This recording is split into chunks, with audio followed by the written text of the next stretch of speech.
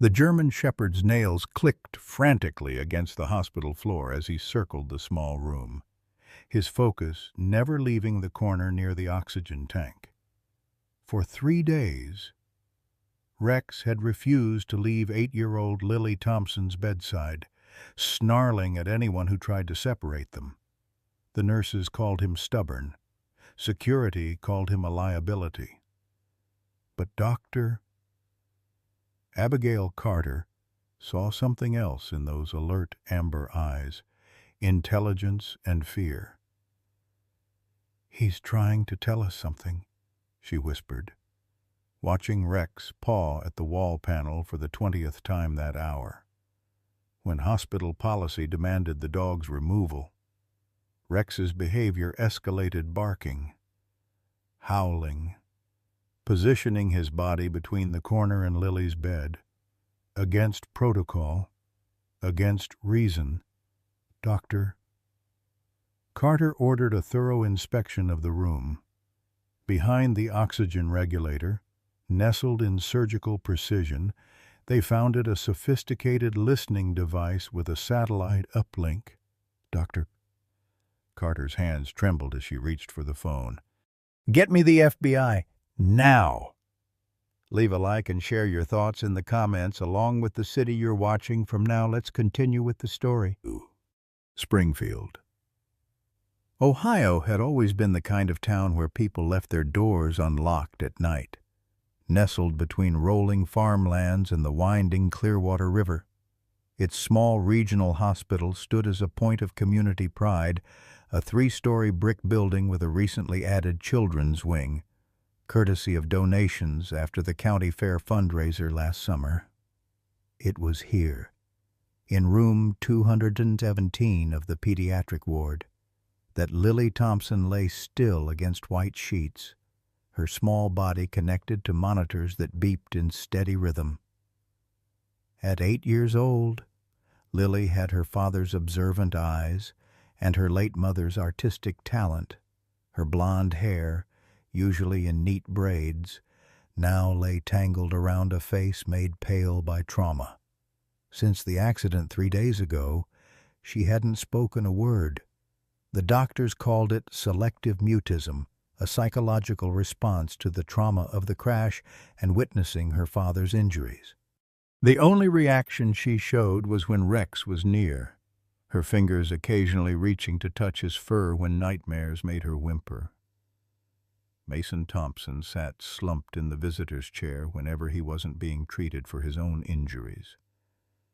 At 42, the former detective's face carried the weathered lines of a man who'd seen too much. His testimony against former Mayor Edwin Blackwood was scheduled for Monday, 4 days away. The corruption case had already cost him his career on the force. And now, he feared, it might cost him much more. Rex had been Mason's partner before Mason left the force, a 6-year-old German shepherd with a military lineage and instincts that bordered on supernatural. After Mason's resignation, Rex had been reassigned to Officer Jake Winters, but the dog's loyalty remained unmistakably with the Thompson family. When the accident happened, Rex had been with Jake on patrol nearby. The dog's frantic behavior had actually led them to the crash site down the embankment. Dr. Abigail Carter had served 10 years as a combat medic before specializing in pediatric trauma. Her steady hands and unflappable demeanor masked a fierce protectiveness toward her patients. She'd broken protocol, allowing Rex to stay, trusting animal instinct over hospital regulations. What none of them realized was how the quiet hospital, with its kind volunteers and colorful murals, had already been compromised, how carefully they were all being watched, and how much danger still surrounded the little girl who couldn't speak of what she'd seen. The day of the accident had begun like any other Tuesday. Mason had picked Lily up from school early for a dentist appointment. His mind preoccupied with the upcoming testimony, His decision to turn state's witness against Mayor Blackwood and the web of corruption that spread through city contracts, police departments, and even judicial appointments had made him a marked man. But he'd been careful changing routines, avoiding patterns, keeping Lily close. "Daddy, is that car following us?" Lily had asked, looking through the rear window at a black SUV that had tailed them since leaving the dentist's office. Mason checked his mirror, feeling the first prickle of alarm. "Probably just headed the same way. Sweetheart." But when he took the bridge over Clearwater River and the SUV accelerated suddenly, he knew. The impact came from behind, precise, calculated, sending their sedan crashing through the guardrail. Mason remembered the sickening sensation of falling, Lily's scream, then the shocking cold as water rushed in through shattered windows. "Lily!" he had shouted, his seatbelt jammed, water rising fast around them. "Unbuckle! Get out!" The last thing he saw before losing consciousness was Lily struggling with her seatbelt, panic in her eyes as water reached her chest. What saved them wasn't luck or chance. It was Rex. Officer Jake Winters had been running radar on River Road when Rex suddenly began barking frantically, pawing at the door. In 6 years of K-9 work, Jake had never seen the dog behave this way. "What is it? Boy?" he'd asked, but Rex only grew more agitated. When Jake released him from the patrol car, Rex bolted toward the bridge, Jake following in the cruiser with lights flashing. Arriving at the broken guardrail, Jake called for backup and water rescue, but Rex was already scrambling down the embankment. Without hesitation, the German shepherd plunged into the river, powerful legs propelling him toward the sinking car. Mason was unconscious, blood streaming from a head wound.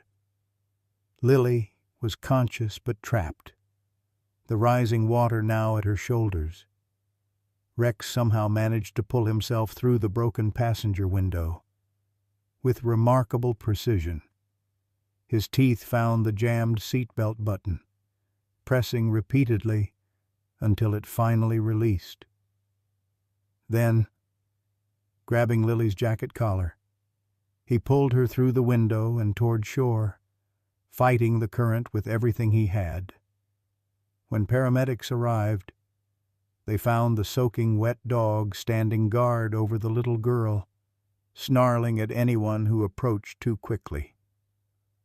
Only when Jake called him did Rex reluctantly step aside, but he remained fixated on Lily, whining anxiously as they loaded her into the ambulance. "The dog needs to stay," Jake tried explaining at the hospital entrance. "Absolutely not," the intake nurse had said firmly. "Hospital policy is clear, no animals except service dogs." "He is a service dog," Jake argued. "Police service. Still doesn't qualify for admission to patient areas." The argument might have continued if Dr. Carter hadn't intervened, stepping from behind a curtain where she'd been assessing Lily. "The girl isn't responding to anyone," Dr. Carter said. "She's in shock, possibly traumatized. The dog stays at least until we can evaluate her psychological state further." That first night set the pattern. Rex refused to leave Lily's side. Not for food, not for walks, not even when Jake tried to command him. The dog positioned himself at the foot of her bed, amber eyes constantly surveying the room, ears alert to every sound in the corridor beyond. Mason drifted in and out of consciousness in a separate room down the hall, his injuries requiring careful monitoring: 3 cracked ribs, a concussion, and internal bruising. Each time he woke, his first word was always Lily. It was during the second night that Dr. Carter first noticed Rex's strange behavior patterns. The dog would sleep lightly, But at specific times, when particular night shift personnel entered, or when maintenance came to check equipment, Rex would snap fully alert, sometimes growling low in his throat. "He doesn't do that with everyone," Dr. Carter noted to Jake, who had stopped by to check on his K-9 partner. "Just certain people." Jake frowned. "Rex has always had good instincts about people. Mason used to say he could smell a lie." By morning of the third day, Mason was stable enough to be wheeled to Lily's room. His eyes filled with tears at the sight of his daughter, small and silent in the hospital bed, her hand resting on Rex's head. "She hasn't spoken," Dr. Carter explained quietly. "Not since the accident. Everything physically checks out. But trauma can affect children in unpredictable ways." Mason reached for his daughter's hand. "Lily Bear, it's Daddy. You're safe now." Lily's eyes fluttered open, recognition and relief washing over her face. But still, she didn't speak. She simply squeezed her father's hand and glanced meaningfully at Rex. "He saved you," Mason whispered. "Good boy. Rex, good boy." The dog's tail thumped once against the bed in acknowledgment, but his vigilance never wavered. That afternoon, an unusual number of maintenance workers came through checking vents, adjusting equipment, inspecting monitors. Each time, Rex's behavior grew more agitated. "Third time today," Dr. Carter commented, when yet another maintenance worker appeared at the door. "HVAC issues. Just routine checks. Doctor," the man replied, not quite meeting her eyes. Rex positioned himself between the man and Lily's bed, hackles raised. The worker finished quickly and left. "I don't like this," Mason murmured when they were alone again. "Too many people? Too interested in this room?" Dr. Carter nodded slowly. "I thought the same thing." And Rex seems to agree.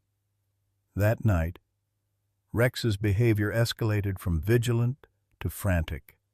He began pawing at the corner of the room near the oxygen equipment, whining, then barking sharply when no one paid attention. "Maybe he needs to go out," a night nurse suggested. But Jake, who had returned for evening visitation, shook his head. "That's not his need-to-go-out behavior. He's trying to alert to something." When Rex began leaping at the wall, actually scratching at the panel housing the oxygen regulator, Dr. Carter made her decision. "Clear the room," she ordered. "Jake, help me check what he's alerting to." The search took less than 5 minutes once they knew where to look.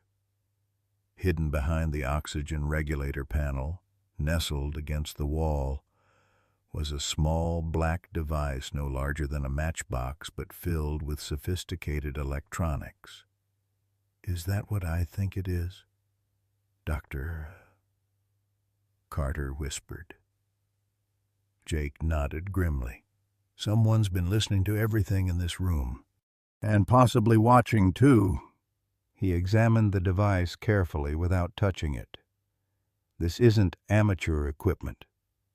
This is professional-grade surveillance." Dr. Carter's eyes met Mason's across the room. The fear in his face confirmed what she had begun to suspect: the accident had been no accident at all, and whoever had tried to kill them was still hunting. "Get Lily out of here," Mason said urgently. "Take her somewhere safe." But Dr. Carter shook her head. "Moving her could be dangerous in her condition, and whoever planted this will know we've found it the moment we leave." She reached for the phone by Lily's bed, her decision made. "We're calling in the FBI." FBI agent Sarah Donovan arrived at Springfield Memorial Children's Hospital within 40 minutes of Dr. Carter's call. A compact woman with silver-streaked dark hair and eyes that missed nothing. She moved with quiet efficiency, her credentials earning immediate access to Lily's room, where hospital security had already established a perimeter. "Don't touch the device," were her first words as she entered, eyes sweeping the room methodically before settling on Mason. "Mr. Thompson, we meet again?" Mason nodded grimly. "I was wondering if my case would cross your desk." When a key witness in a federal corruption investigation nearly dies in a suspicious accident 3 days before testimony, it tends to get our attention. She turned toward the oxygen regulator. "Though I admit, this escalates matters considerably." Agent Donovan examined the listening device without touching it, her expression growing more concerned. "Military-grade, encrypted transmission. This isn't street-level surveillance." She straightened and faced Mason directly. "Who else knew you'd be at this hospital?" "Nobody?" Mason insisted. "The accident happened miles from home. Ambulance brought us to the nearest trauma center." "Someone followed the ambulance," Jake suggested from his position near the door. "Or they already had people in place at multiple hospitals." Agent Donovan's gaze shifted to Dr. Carter, who stood protectively near Lily's bed. "Doctor, I'll need a list of all personnel who've had access to this room since admission." "Already compiling it," Dr. Carter replied. "But there's something else you should know." She hesitated, glancing at Mason before continuing. "Mason and I have met before. Afghanistan, 2009. I was a combat medic with the 47th Medical Battalion when Mason was an MP investigating supply theft." Mason's eyes widened in recognition. "Abby, I didn't put it together. It's been 14 years, she finished. "Different last name then. I was still Abigail Weber before the marriage." "And divorce?" Agent Donovan's expression hardened. "That's quite a coincidence, Doctor. Or is it?" "It is a coincidence," Mason said firmly. "I had no idea Dr. Carter worked here, and I didn't recognize Mason until yesterday," Dr. Carter added. "He was pretty banged up on admission." Agent Donovan made a non-committal sound, clearly filing the information away for further investigation. She turned her attention to the German Shepherd, who had resumed his position at the foot of Lily's bed. "And this is the dog that discovered the device?" "Rex," Jake confirmed. "Former partner to Mason, now works with me, best nose in the department." "How exactly did a dog locate an electronic listening device?" "He's been alerting to that corner since they arrived," Dr. Carter explained. "Growling at certain staff, barking at the wall. We thought he was just being protective until his behavior became impossible to ignore." Agent Donovan looked skeptical. "Dogs don't detect electronics. Officer Winters." "With all due respect, Agent," Jake replied. "Rex doesn't do false alerts. If he indicated that corner, there was a reason." Lily suddenly stirred in her bed, reaching for a pad of paper and crayons on the bedside table. She began drawing with intense concentration, her small fingers working quickly. This is the first time she's shown interest in anything since the accident, Dr. Carter said softly, moving closer to watch. Lily finished her drawing and held it up. The crude but recognizable image showed a car being pushed off a bridge by a larger black vehicle. A speech bubble came from the black car with the words, "Get Thompson," written in a child's uneven lettering. Mason took the drawing with trembling hands. "Lily, is this what happened? The other car did this on purpose." Lily nodded solemnly, then began another drawing. Agent Donovan stepped closer. "Lily, do you remember anything about the people in the other car?" The second drawing showed a man behind the wheel wearing what appeared to be a uniform of some kind. "That looks like a police uniform," Jake said quietly. "Or security." Agent Donovan added, "Hospital security wears similar colors." A heavy silence fell over the room as the implications sank in. Mason reached for his daughter's hand. "I need to move Lily somewhere safe," he insisted.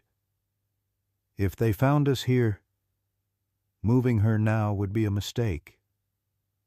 Agent Donovan countered. "First, her medical condition may not allow it. Second, we have a controlled environment here where we can monitor who comes and goes. Third, now that we know about the surveillance, we can use it to our advantage." "Use it how?" Mason demanded. "Feed false information. Set a trap." Agent Donovan turned to Dr. Carter. "What's her actual medical status?" Dr. Carter hesitated, weighing patient confidentiality against the circumstances. "Stable but concerning. The impact caused some internal bruising we're monitoring. She needs another CT scan tomorrow to check for potential bleeding near her spleen. Moving her isn't recommended for at least 48 hours. Then we secure this location." Agent Donovan decided, "I'll have agents posted 24/7 and we'll vet every person who enters this room." While they were speaking, Rex had grown increasingly agitated, staring at the door and growling low in his throat. Moments later, a nurse they hadn't seen before appeared with a medication tray. "Time for pain management," she announced cheerfully, moving toward Lily's IV line. Rex barked sharply, placing himself between the nurse and Lily. Jake moved immediately to the dog's side, one hand on his collar. "I'm sorry," Dr. Carter said, smoothly stepping forward. "I don't believe we've met, and I didn't order additional pain medication." The nurse, her badge read S. Miller, looked flustered. "Dr. Reeves ordered it. For post-procedure comfort." "Lily hasn't had any procedures today," Dr. Carter replied evenly. "And Dr. Reeves isn't on her case." Agent Donovan moved to block the exit. "I think we need to verify your credentials." What happened next unfolded in seconds. The nurse dropped the medication tray, reaching into her pocket and flinging what looked like a small canister toward the floor. Jake reacted instantly, shouting, "Gas!" as he lunged forward. Rex leaped at the nurse's arm, teeth closing around her wrist as she tried to pull something else from her pocket. The canister released a plume of smoke, not tear gas as they'd feared, but enough to create confusion. Jake tackled the nurse while Agent Donovan drew her weapon. Mason threw himself protectively over Lily while Dr. Carter hit the emergency call button. When hospital security arrived moments later, they found Jake pinning the struggling nurse to the floor, Rex standing guard with hackles raised, and Agent Donovan already calling for backup. "Check what's in those syringes," Dr. Carter instructed as additional medical staff arrived. "And get a tox screen ready." Within an hour, the hospital room had been transformed into a secure operations center. The contents of the syringe revealed a powerful sedative enough to render Lily unconscious for hours. Nurse Miller was actually Candace Winslow. With no medical training but several outstanding warrants and a bank account recently enriched by a $50,000 deposit. Agent Donovan debriefed the group in an adjacent consultation room while additional FBI agents secured the floor. This confirms the accident was deliberate and that Blackwood's organization knows exactly where you are, she told Mason. The listening device was sophisticated enough that they likely heard everything we said until we discovered it. So they know we're onto them, Jake said. Yes, which means they'll change tactics. Agent Donovan turned to Mason. Your testimony is scheduled for Monday. 3 days from now. Judge Bryant has refused to delay the grand jury. I can't leave Lily, Mason said immediately, and we can't move her yet. Dr. Carter added, checking her latest test results. The risk of internal bleeding is still too high. Agent Donovan nodded thoughtfully. Then we fortify this position and prepare for their next move, because after this failed attempt, I guarantee they'll try again and soon. Lily, who had been silently watching the adults from her bed, suddenly reached for her drawing pad again. The image she created showed Rex standing next to a figure in a white coat, with what looked like a document or paper between them. She pointed urgently at the paper, then at her father. I think she's trying to tell us something about documents. Dr. Carter suggested. Mason leaned closer. Lily, is this about my testimony? The evidence I collected against Mayor Blackwood? Lily shook her head vigorously, then pointed at herself. Wait, Agent Donovan said slowly. Are you saying you saw something? Lily, something. Besides the accident? The little girl nodded emphatically, then drew another picture, this one showing herself hiding behind what looked like office furniture, watching 2 men exchange papers. Mason's face drained of color. The day I took her to the station with me, last month when my sitter canceled, she was coloring in the break room while I met with Internal Affairs. He looked at his daughter with dawning horror. Lily, did you see something at the police station? Another emphatic nod. She's not just a connection to a witness. Agent Donovan realized. She's a witness herself, and they know it. By nightfall, Springfield Memorial Children's Hospital had transformed into a fortress of sorts. Agent Donovan had established a command post in a conference room down the hall. Hospital security protocols had been enhanced, and a rotation of FBI agents maintained vigilant watch over Lily's room. To the casual observer, it might have seemed excessive, all this protection for one small, silent child. But the listening device and the attempted abduction had confirmed what Mason had feared from the moment their car hit the water. Blackwood's network was far more extensive and desperate than anyone had realized. Dr. Carter reviewed Lily's latest scans with a furrowed brow, the light from the medical tablet casting shadows across her face. The contusion near her spleen hasn't expanded, which is good news, she explained to Mason, who hadn't left his daughter's side since the incident with the fake nurse. But I'm still concerned about the possibility of delayed bleeding. We need to monitor her closely for at least another 36 hours. Mason nodded, his eyes fixed on Lily's sleeping form. The events of the day had exhausted her, and she'd finally drifted off with Rex curled protectively at the foot of her bed. Whatever it takes to keep her safe, he murmured. I never should have brought her to the station that day. You couldn't have known, Dr. Carter said softly, placing a hand on his shoulder.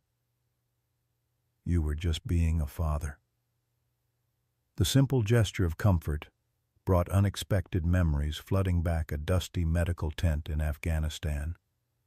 the same reassuring touch on his shoulder after he'd been caught in a firefight while investigating supply theft. He'd been younger then, less burdened. And Abigail Weber had been a combat medic with steady hands and kind eyes that somehow remained compassionate despite the horrors of war. "It's strange," Mason said, "how life brings people back together." Dr. Carter Abbey, as he'd known her then, offered a sad smile. "Not how I would have chosen for a reunion." "Me neither." He hesitated. "After all these years, you recognized me." "Not at first," she admitted. "But when you were talking in your sleep after the surgery, you mentioned Operation Sandstone. That's when I knew." Mason nodded slowly. Operation Sandstone had been the code name for the investigation that had first brought them together, a military contractor stealing medical supplies and selling them on the black market. It had been Mason's first major case, Abby's first time serving as an expert witness.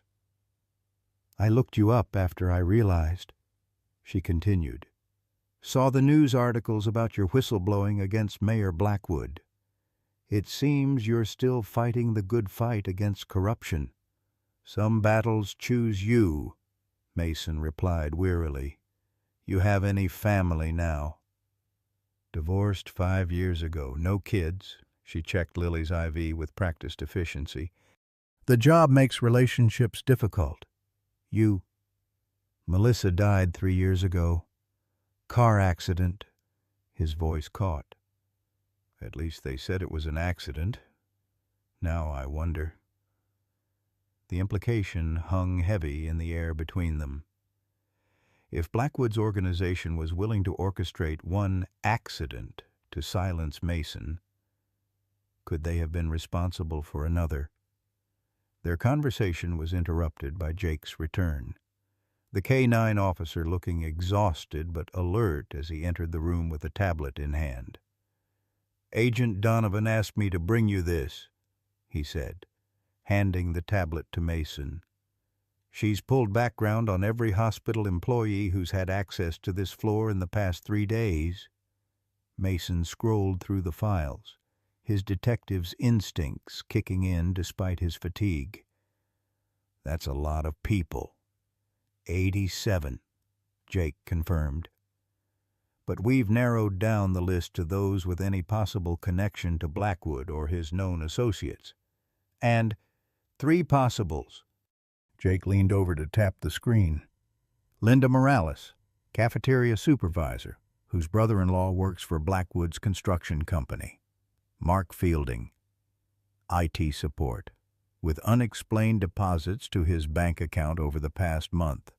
And," he hesitated, "Valerie Simmons, senior nurse on this floor, who has no obvious connections but whose access badge shows entry to this wing at times when she wasn't scheduled to work."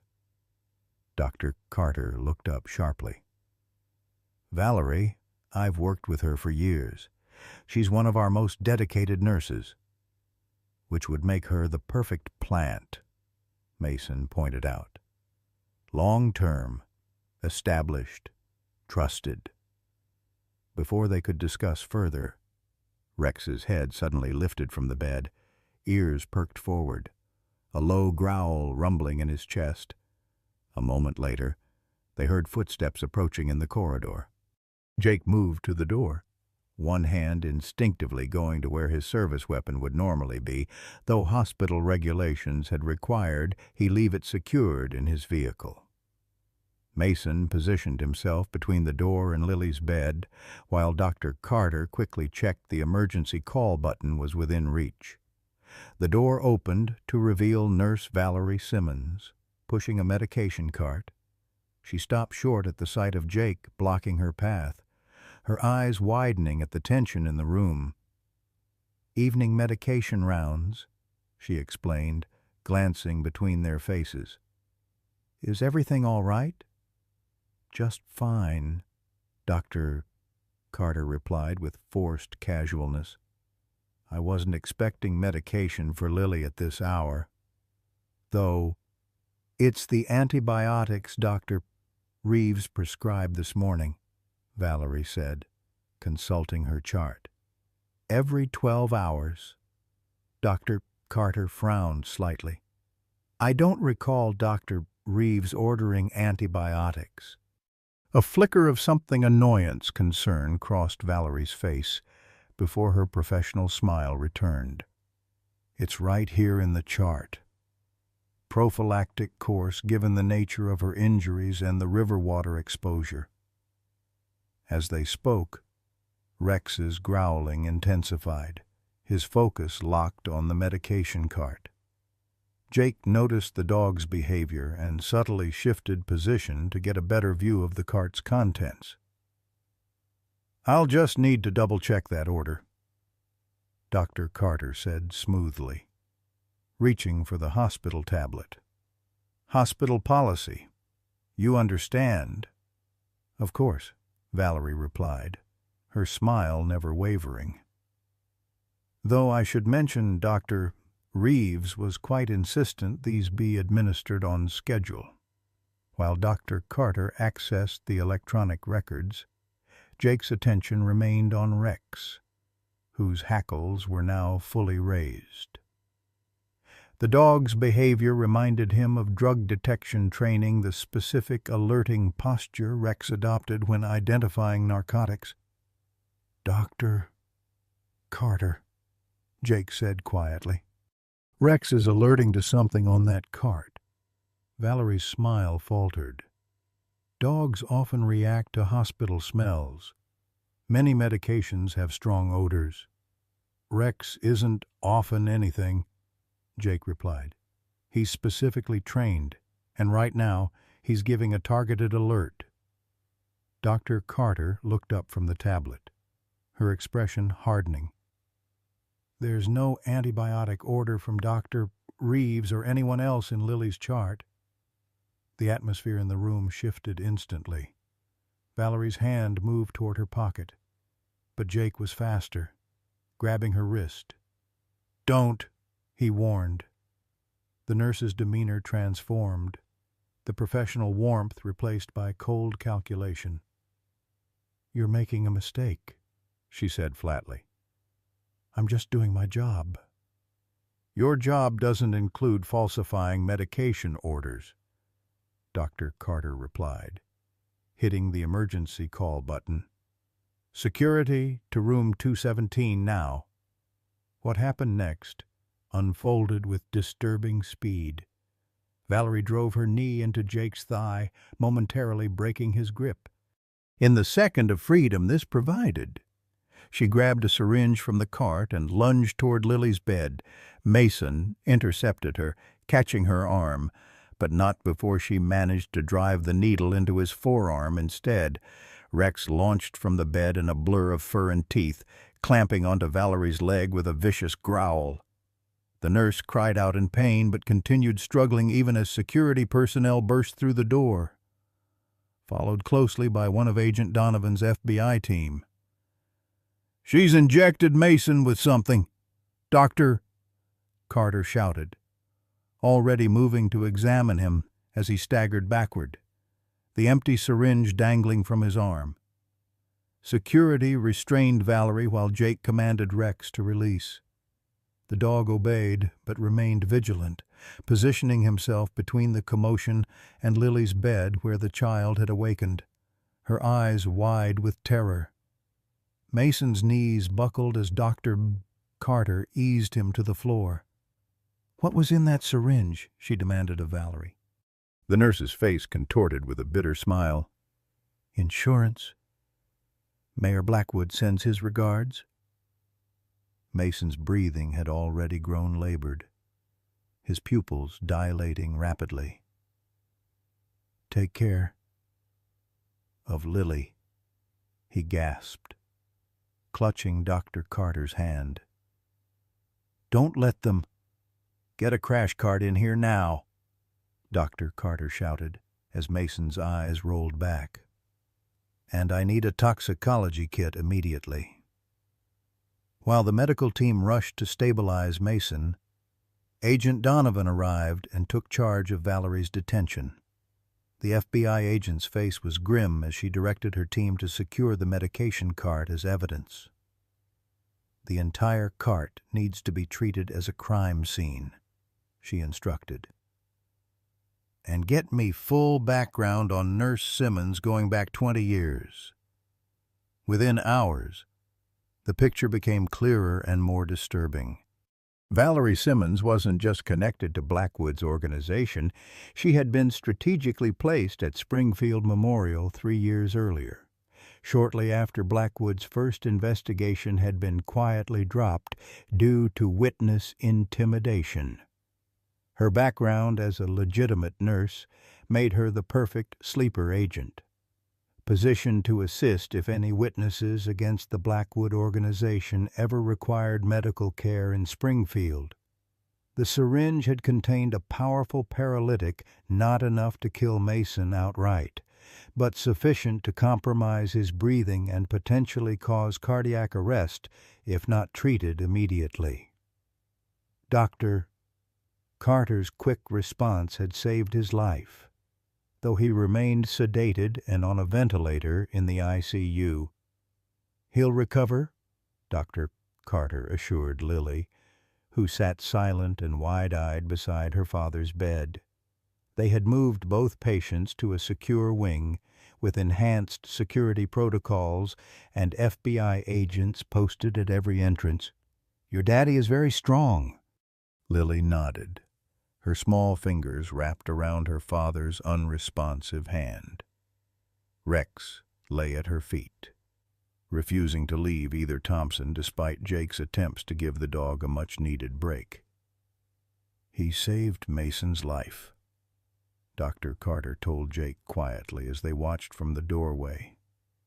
"If that injection had hit Lily as intended—" Jake nodded grimly.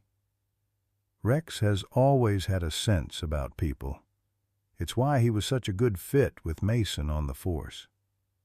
Dr. Carter studied Jake thoughtfully. "You were Mason's partner before he left the department, weren't you?" "Junior partner," Jake clarified. "I was still a rookie when Mason started investigating Blackwood.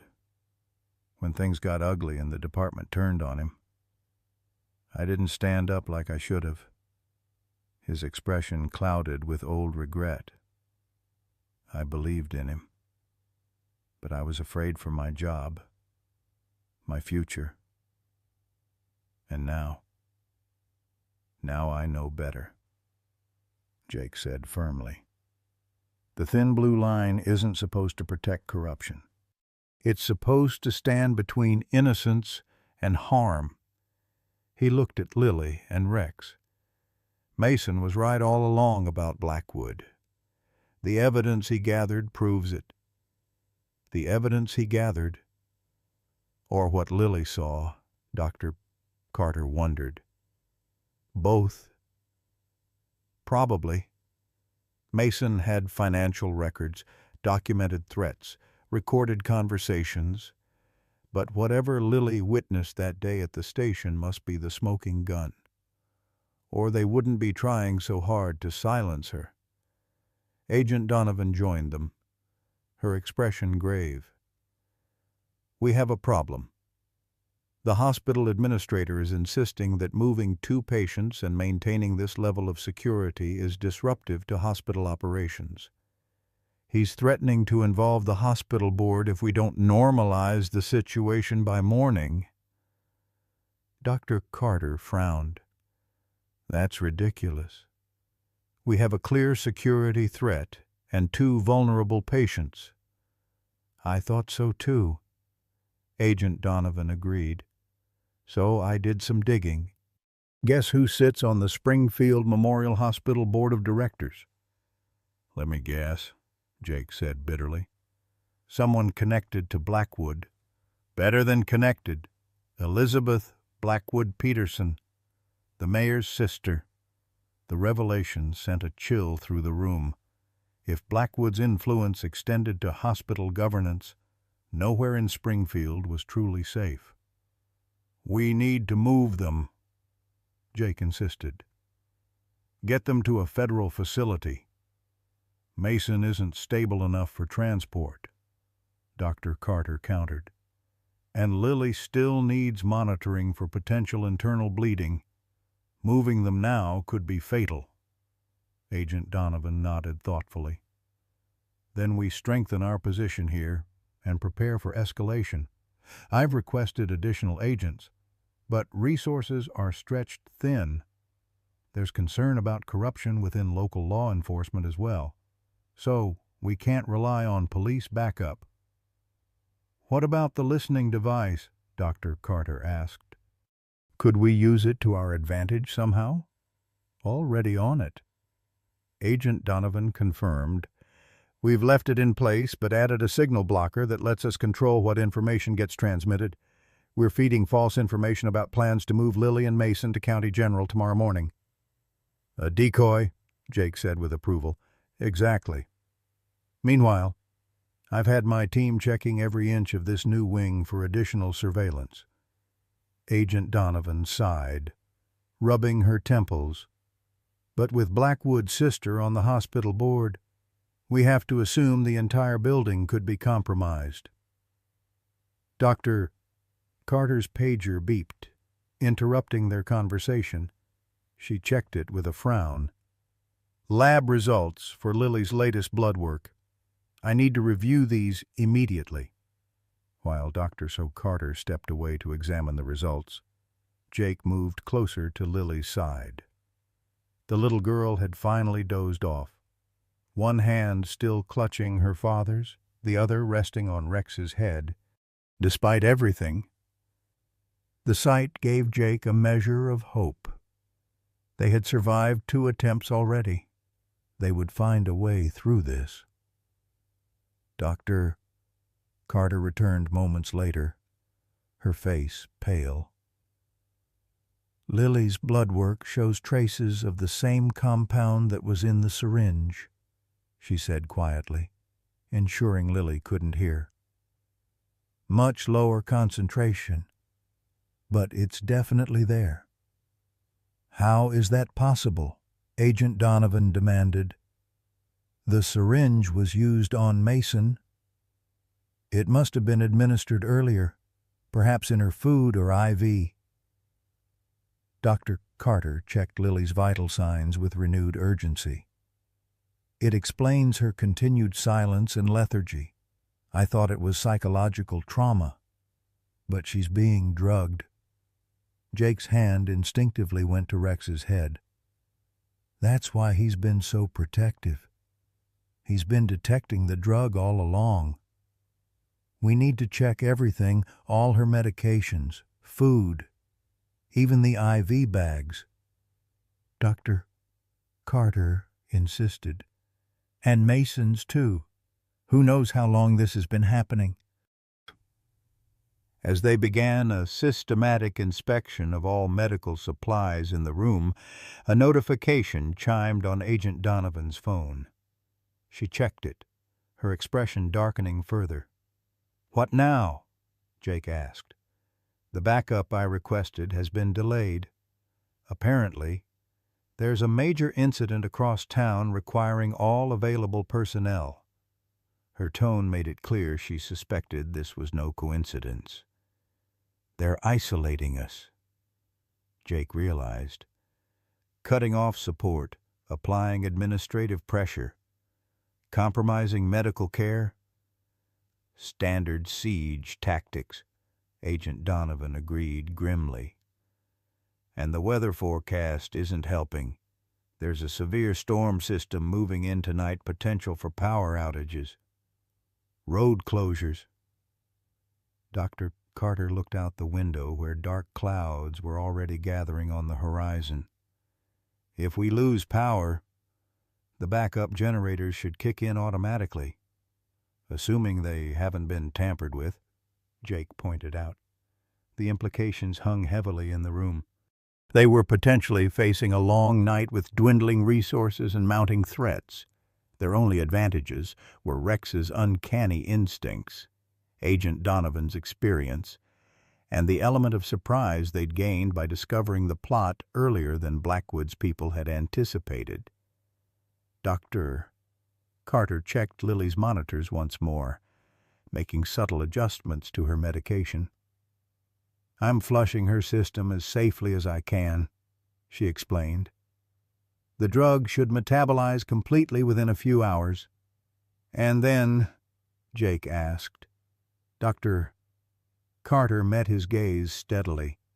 "And then maybe she'll be able to tell us exactly what she saw before Blackwood's people make their next move," as if summoned by the thought.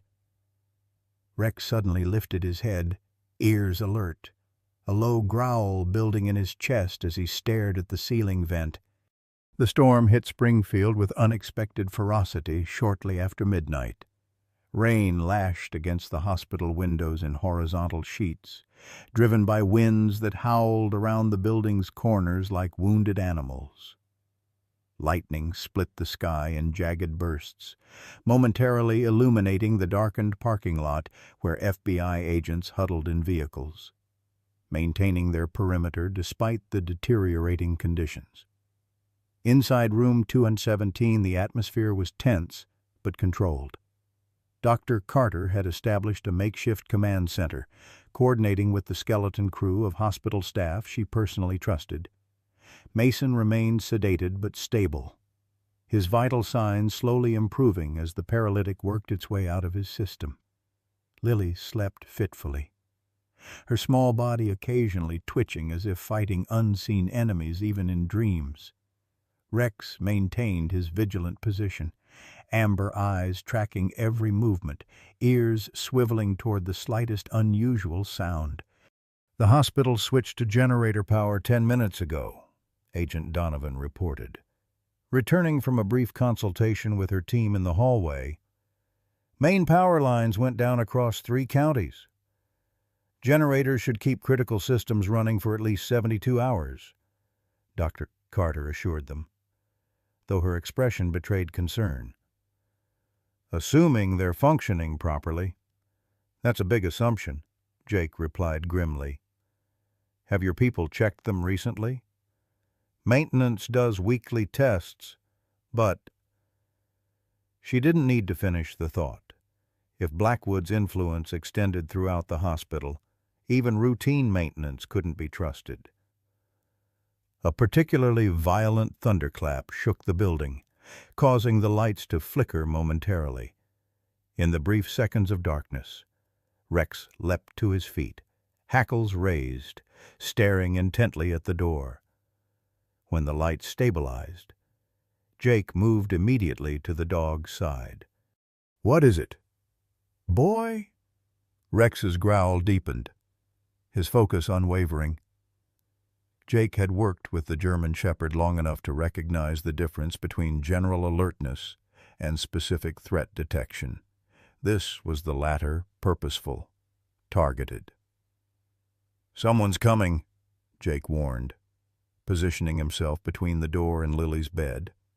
Agent Donovan drew her weapon, moving to the side of the doorway.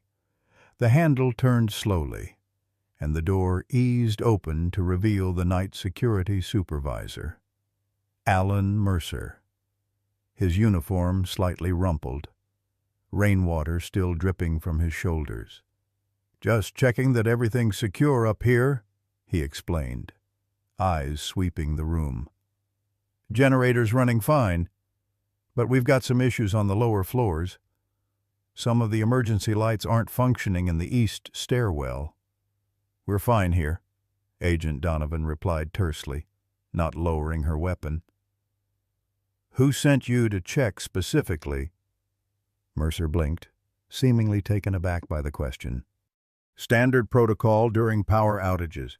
Check all patient rooms, priority to critical care." Dr. Carter moved forward. "I wasn't notified of any security rounds. Communication systems are spotty," Mercer explained with a shrug. "Radios cutting in and out because of the storm." Throughout this exchange, Rex's growling had intensified, his body rigid with tension. Jake kept one hand on the dog's collar, feeling the vibration of the growl through his fingers. "Mr. Mercer," Jake said conversationally, "did you know Rex here used to work with the narcotics division before joining K-9 Patrol?" The security supervisor frowned. "What's that got to do with anything?" "Just that he has an exceptional nose for certain substances." Jake studied the man carefully. "Like the residue of explosives, for instance."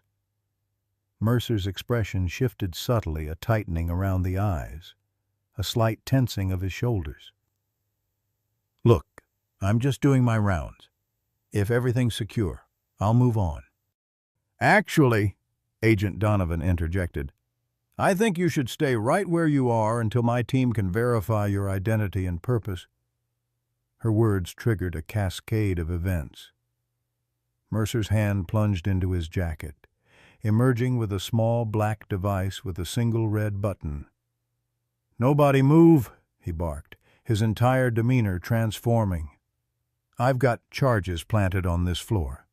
One push, and the whole wing comes down." Agent Donovan's aim remained steady. "There are patients here. Mercer, children. Should have thought of that before you started digging into things that don't concern you," he snarled. "Now here's what's going to happen. The girl comes with me, nice and quiet. Nobody follows. Nobody calls for help until we're clear of the building. She's medically unstable," Dr. Carter argued, moving protectively toward Lily's bed. "Moving her could—" "Not my problem." Mercer cut her off. "Blackwood wants her gone dead or alive. Doesn't much matter to him at this point." Jake felt Rex tensing beside him, the dog's muscles coiling like springs. Years of K-9 training had taught him to read these subtle signals Rex was preparing to attack. "Easy, boy," Jake murmured, barely audible. Mercer's attention flicked to the dog. "Keep that mutt under control, or I swear I'll—" The momentary distraction was all Agent Donovan needed. Her foot shot out, connecting with Mercer's knee with a sickening crack. As he stumbled, Jake released Rex with a single command. "Take him!" The German shepherd launched across the room in a blur of fur and focused aggression, clamping powerful jaws around Mercer's wrist. The detonator clattered to the floor as the man screamed in pain. Agent Donovan kicked it away while maintaining her aim. "Stand down! Mercer, it's over." But even as she spoke, the hospital lights flickered again, then went completely dark. The emergency lighting kicked in seconds later, bathing the room in an eerie red glow. In the confusion, a new sound emerged, alarms blaring from multiple directions. "Fire alarm," Dr. Carter realized with horror. "And that's the evacuation siren." Through the open doorway, they could hear commotion erupting throughout the hospital doors opening, staff shouting instructions, the squeak of gurneys being moved hurriedly through corridors. "This is the diversion," Agent Donovan said grimly, zip-tying Mercer's hands behind his back, while Rex maintained his hold. "Check the detonator, is it real?" Jake retrieved the device, examining it carefully. "It's real, but I don't think it's connected to actual explosives. More likely it triggers the alarm system directly." Dr. Carter was already moving, checking Mason's portable monitors, preparing his IV lines for potential transport. "We can't stay here if there's an evacuation order. Real or fake, protocol requires moving all patients." "That's exactly what they want," Jake argued. "Get us in the hallways, exposed, amid the chaos." A series of heavy thuds from somewhere down the corridor punctuated his words, followed by shouts and what sounded disturbingly like gunfire. Agent Donovan pressed her radio. "Donovan to perimeter team. Status report." Static answered her. "Perimeter team. Report." More static. "Communications are being jammed," she concluded, face grim in the red emergency lighting. Lily was fully awake now, her eyes wide with terror as she clutched Rex's fur, the dog having returned to her side after Mercer was secured. "Doctor?" Carter moved to check her vital signs, her experienced hands steady despite the chaos. "Her heart rate's elevated but stable," she reported. "Whatever they were drugging her with is clearing her system." Jake moved to the doorway, peering cautiously into the corridor. What he saw sent ice through his veins.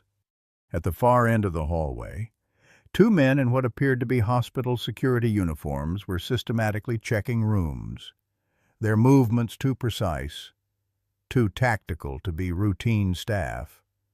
"We've got company," he warned, pulling back. "At least two, maybe more, working their way down the hall. They're armed." Agent Donovan made a quick decision. "We can't defend this position. Too exposed, too many entry points." She glanced at Mason's unconscious form. "Can he be moved?" "Not ideally, Doctor," Carter replied. "But we don't have a choice. His ventilator has a battery backup good for about 4 hours. What about Lily?" "She can move, but carefully. Her internal injuries are still a concern." Jake was already assessing options. "Service elevator at the end of the hall goes down to the basement level. From there, maintenance tunnels connect to the old wing. We could potentially reach the ambulance bay without using main corridors." "How do you know that?" Agent Donovan asked sharply. "I dated a nurse who worked here last year," Jake admitted. "She showed me around once, including the shortcuts staff used during emergencies." A crash from nearby indicated the intruders were getting closer, methodically clearing rooms. No time to debate, Dr. Carter decided, already disconnecting Mason's bed from the wall outlets, switching everything to portable power. "Jake, you take point with Rex. Agent Donovan, cover our rear. I'll handle the patients." Jake lifted Lily carefully from her bed, the little girl wrapping her arms around his neck. "You'll need to be very brave and very quiet," he whispered. "Can you do that for me?" Lily nodded solemnly, her eyes tracking to her father's still form. "Your dad will be right behind us," Jake assured her. "Dr. Carter and Agent Donovan will protect him. Rex and I will protect you," as if understanding his role. Rex positioned himself at Jake's side, alert and ready. "Doctor, ready." Carter finished preparing Mason's bed for transport, the portable ventilator humming softly as she released the wheel locks. "Ready?" she confirmed. Agent Donovan secured Mercer to the bathroom pipe with a second set of zip ties and gagged him with medical tape. "He'll be found during evacuation, but it buys us time." With a final check of the hallway, they moved out, Jake carrying Lily with Rex at his heels. Doctor Carter pushing Mason's bed, and Agent Donovan covering their rear, her weapon drawn. The corridor was hazy with what appeared to be smoke, though the acrid smell suggested it might be some kind of tear gas or chemical irritant. They had made it halfway to the service elevator when a shout from behind confirmed they'd been spotted. "Go!" Agent Donovan commanded, turning to provide covering fire as figures emerged through the smoke. The elevator was old, designed for service equipment rather than patient transport, but the doors opened obediently when Jake hit the call button. He ushered Lily inside, then helped Dr. Carter maneuver Mason's bed into the cramped space. Rex slipped in beside them, still vigilant. "Agent Donovan," Jake called, seeing her still exchanging fire with the pursuers. "Go down," she shouted back. "I'll meet you in the tunnels. There's another service elevator at the north end." Before Jake could protest, she slapped the door close button, and the elevator began its descent, separating them from the FBI agent who continued to hold off their attackers. The basement level was dimly lit and eerily quiet after the chaos above. The power outage had affected some sections, leaving pools of darkness between emergency lights. Jake set Lily down carefully, keeping her close as he helped Dr. Carter navigate Mason's bed out of the elevator. "Which way to the tunnels, Dr.?" Carter asked. Her voice hushed. Jake oriented himself, recalling the layout. "This way, through the laundry area, then past maintenance." They moved as quickly as Mason's bed would allow, the wheels squeaking slightly on the linoleum floor. Rex took the lead, his posture indicating he was scenting the air, alert for threats ahead. Lily stayed close to Jake, her small hand clutching his, her feet moving silently as they navigated the basement corridors. They had just reached the entrance to the maintenance area when Rex froze, a low growl rumbling in his chest. Jake immediately signaled for them to stop, listening intently. At first, he heard nothing beyond the hum of equipment and the distant drip of water. Then footsteps, trying to be quiet but betrayed by the echo of the concrete corridor. "Someone's coming," he whispered. "Sounds like multiple people." Dr. Carter looked around desperately for options. The corridor they were in offered no cover, no hiding places. The maintenance door required a key card they didn't have. The only other option was a narrow hallway branching off to their right. "This way," she urged, already turning Mason's bed toward the side passage. They had barely concealed themselves when 3 figures appeared at the far end of the main corridor, 2 men in hospital security uniforms and, leading them, the hospital administrator himself, Harold Peterson. "Check every room," Peterson was instructing. "They have to be down here somewhere. Remember, we need the girl alive. The others are expendable." Jake felt Lily tremble against him, her grip on his hand tightening. He lifted her into his arms again, ready to move deeper into the side passage as soon as the search party passed. But Rex had other ideas. The German shepherd's ears perked up suddenly, his attention shifting to something above them. Jake followed his gaze and noticed an air duct grate in the ceiling, large enough for maintenance access. Dr. Carter saw it too. "We could hide Lily up there," she whispered. "If they find us, at least she'd be safe." Jake nodded, quickly formulating a plan. "You stay with Mason. I'll get Lily secured. Then Rex and I will create a diversion to draw them away from this area." "That's too dangerous," Dr. Carter protested. "We don't have a choice," Jake replied grimly. "They're blocking our path to the tunnels." The search party was drawing closer, flashlight beams sweeping the darkened corridors. With no time to debate, Jake lifted Lily toward the ceiling vent.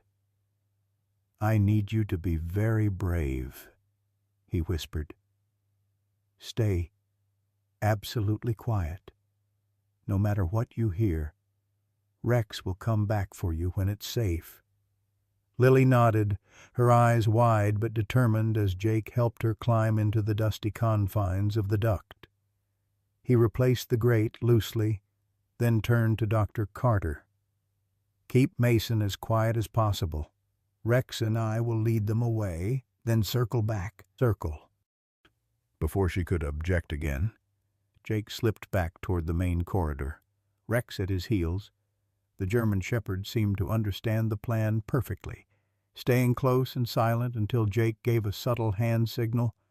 Then, with perfect timing, Rex let out a series of sharp barks, exactly when the search party was looking in the opposite direction before Jake and the dog sprinted down the corridor, deliberately making enough noise to be noticed. "There!" shouted one of the security men. "It's the dog and the cop." As Jake had hoped, the pursuit focused entirely on them, the sound of running footsteps confirming all three men had taken the bait. He led them on a winding chase through the basement, Rex keeping pace perfectly, always staying just far enough ahead to maintain the pursuit without being caught. What Jake hadn't counted on was running directly into a fourth intruder, a massive man in a maintenance uniform who stepped out from a doorway directly into their path. Before Jake could change direction, the man swung something heavy, catching him across the shoulder and sending him sprawling to the floor. Rex reacted instantly, launching at the attacker with a ferocious snarl. The man screamed as powerful jaws clamped onto his arm, but he managed to slam the dog against the wall with his free hand. Rex yelped in pain but maintained his grip, giving Jake precious seconds to regain his footing. The sound of the other pursuers was growing louder. They were closing in, drawn by the commotion. Jake knew they couldn't outrun them now. This confrontation would determine everything. As the first of the security team rounded the corner, Jake made his decision. Rather than continuing to flee, he charged directly at them, Rex at his side, turning their desperate flight into an unexpected attack. The element of surprise worked momentarily in their favor. Jake managed to tackle the first man, sending them both crashing to the floor while Rex engaged the second, preventing him from drawing his weapon. But Harold Peterson remained at the back of the group, and as Jake struggled with his opponent, he saw the administrator pull out a gun. "Enough of this," Peterson snarled, aiming directly at Jake. "Where is the girl?" Before he could pull the trigger, the corridor was suddenly flooded with light, powerful flashlight beams accompanied by authoritative voices. "FBI, drop your weapons hands where we can see them." Agent Donovan had arrived with reinforcements, blocking the corridor behind Peterson and his men. For a moment, it seemed the administrator might still fire, his finger tightening on the trigger. Then Rex broke free from his opponent and charged directly at Peterson, a blur of fur and fury that sent the man stumbling backward, his shot going wide and embedding in the ceiling. Within moments, the FBI team had subdued all four men. Jake leaned against the wall, breathing heavily, one hand checking Rex for injuries. The German shepherd whined softly, favoring his right side where he'd been slammed against the wall. But his eyes remained alert, his body still positioned protectively in front of Jake. "Good boy," Jake murmured, running his hands gently over the dog's ribs. "The best boy." Agent Donovan approached, holstering her weapon. "Your diversion worked perfectly," she said. "Gave us time to secure the upper floors and follow you down." Jake nodded toward the passage where Dr. Carter waited with Mason. "Lily's hidden in the air duct. We need to get back to her." As they made their way back, Jake could only hope the little girl was still safely concealed, and that the diversion had bought enough time for Agent Donovan's team to secure the hospital.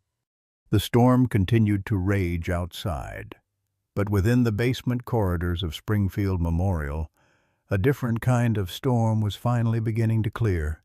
The aftermath of the confrontation left the basement corridor eerily quiet. FBI agents secured Peterson and his accomplices, leading them away in handcuffs while medical personnel attended to the injured.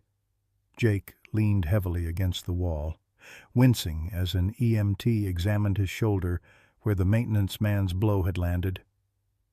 Probable fracture of the clavicle, the technician reported. You'll need X-rays once we get power fully restored.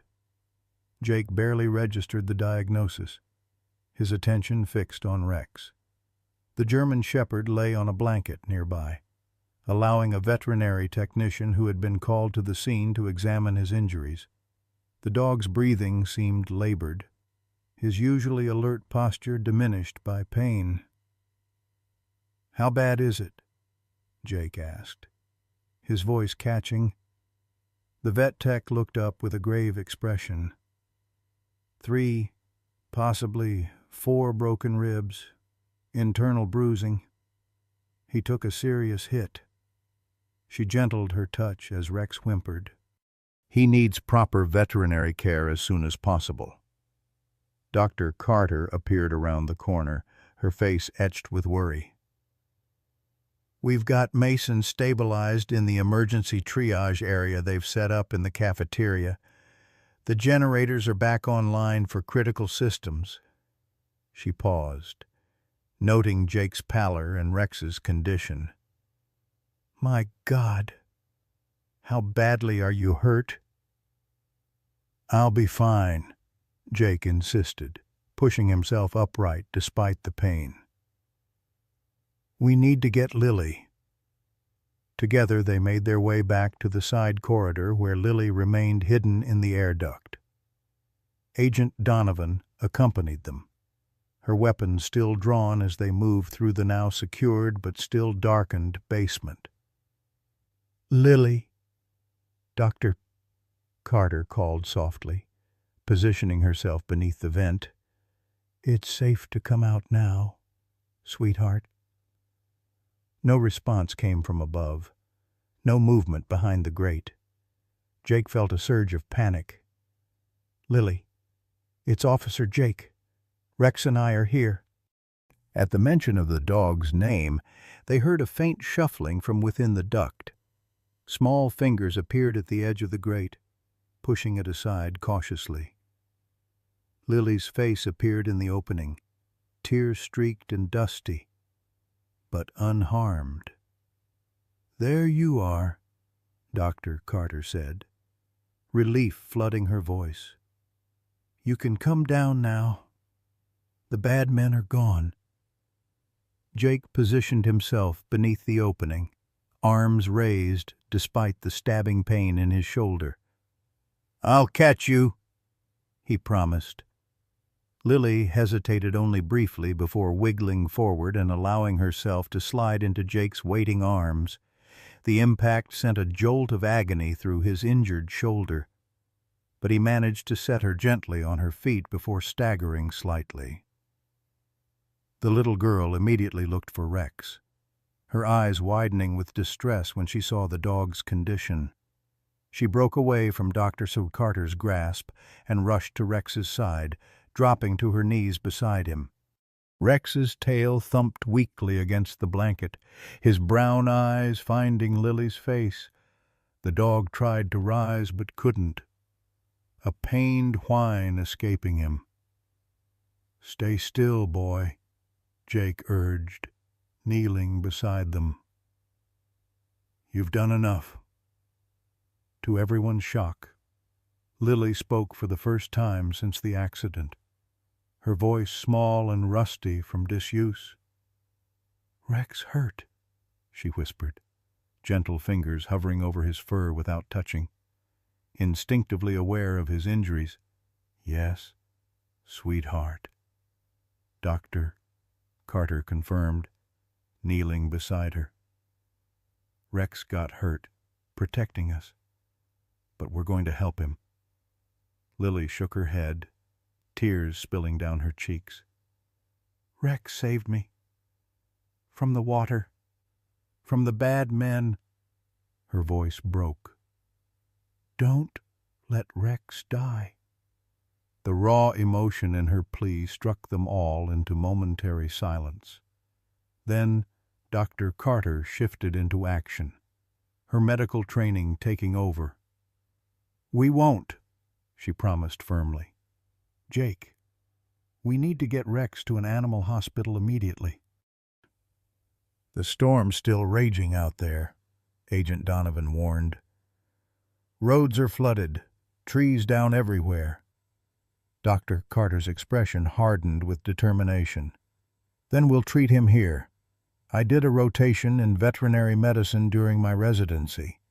It's not ideal, but do it, Jake said immediately. Whatever he needs. They carefully transported Rex to an unused treatment room on the first floor, where emergency power provided adequate lighting. Dr. Carter requisitioned supplies from various departments, analgesics suitable for canine patients from the pharmacy, imaging equipment from radiology, surgical supplies from the OR, while Dr. Carter examined Rex more thoroughly.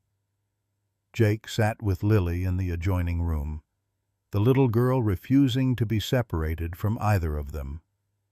"Is my daddy going to be okay too?" she asked, her voice stronger now that she had broken her silence. "Yes," Jake assured her, pulling her close with his good arm. "Your dad is tough, just like you. And the doctors are taking very good care of him." "The bad men wanted me because of what I saw," Lily continued, her small face solemn. "At Daddy's work," Jake nodded. "Can you tell me what you saw, Lily? It might help us keep your dad safe." Lily hesitated, then spoke in a whisper. "The mayor man gave policemen money. In the room with the coffee machine, I was supposed to be coloring, but I went to find the bathroom." She swallowed hard. "The mayor man said, 'This makes our problem go away.' Then they saw me and pretended they were just talking. But I saw the money go in the policeman's pocket." "Did you recognize the policeman?" Jake asked gently. Lily nodded. "Chief Williams, Daddy's boss." The implications were staggering. If the chief of police was involved in Blackwood's corruption network, the conspiracy reached even higher than they'd suspected.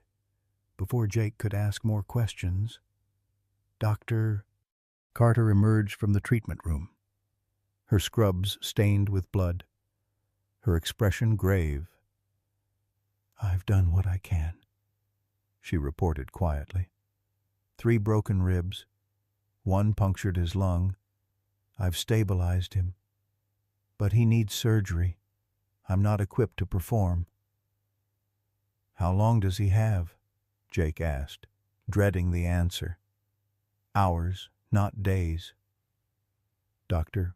Carter admitted. "The bleeding in his chest cavity is temporarily controlled, but without proper surgery." She left the sentence unfinished. Lily's small hand tightened around Jake's. "Rex is dying?" she asked, her voice breaking. Dr. Carter knelt to meet Lily's eyes. "He's very hurt, sweetheart. I'm doing everything I can." "Like Mommy," Lily whispered, tears flowing freely now. "Daddy said Mommy was too hurt to stay with us." The simple statement crashed through the room like a physical force. Jake pulled Lily into a careful embrace as she began to sob, her small body shaking with the force of her grief. "I want to see Rex," she managed between sobs. "Please." Dr. Carter nodded, leading them back into the treatment room. Rex lay on a makeshift examining table, an IV delivering fluids and pain medication. His breathing labored but stable for the moment. At the sound of Lily's voice, his ears twitched, and his tail gave the faintest of movements. Lily approached slowly, standing on tiptoe to see the injured dog. With gentle care, she placed her small hand on the uninjured side of Rex's head. "You're a good dog," she whispered fiercely. "The best dog. You have to stay." For the first time since the accident, since the beginning of this entire nightmare, Jake felt tears burn his own eyes. The bond between the child and the dog transcended explanation, two souls connected by trauma and protection, by loyalty that asked nothing in return. Dr. Carter checked her watch, her expression tightening. "The nearest veterinary surgical center is in Columbus. Even if the roads were clear, it's an hour away." "I'll call for a medevac helicopter," Agent Donovan offered, "if the weather allows." A crash of thunder interrupted her, as if nature itself were rejecting the proposal. The storm showed no signs of abating, its fury continuing to isolate Springfield Memorial from outside help. Jake looked down at Rex, at Lily's small hand still gently stroking his fur, and faced the cruel reality. After everything they'd survived, after all the lives Rex had saved, they might lose him anyway, not to bullets or criminals, but to injuries sustained in their defense. "There has to be another way," Jake insisted, voice raw with emotion. "We can't let him die, not like this, not like—" A commotion in the hallway drew their attention from Rex's bedside. Agent Donovan stepped out to investigate. Returning moments later with an unexpected visitor, Dr. Michael Jameson, a silver-haired man in his 60s wearing a rain-soaked jacket over scrubs. "I heard you need a surgeon," he announced without preamble, setting down a large medical bag. "For a dog," Dr. Carter clarified, surprised. "With a pneumothorax and internal bleeding." Dr. Jameson nodded, already removing his wet jacket. "So I was told. I'm not just a trauma surgeon. Dr. Carter, before joining Springfield Memorial, I spent 15 years as chief veterinary surgeon at Columbus Zoo. Large mammals were my specialty, but canine anatomy isn't so different." "How did you even know?" Jake asked, hope cautiously rising in his chest. "One of your FBI agents is married to a nurse who works with me."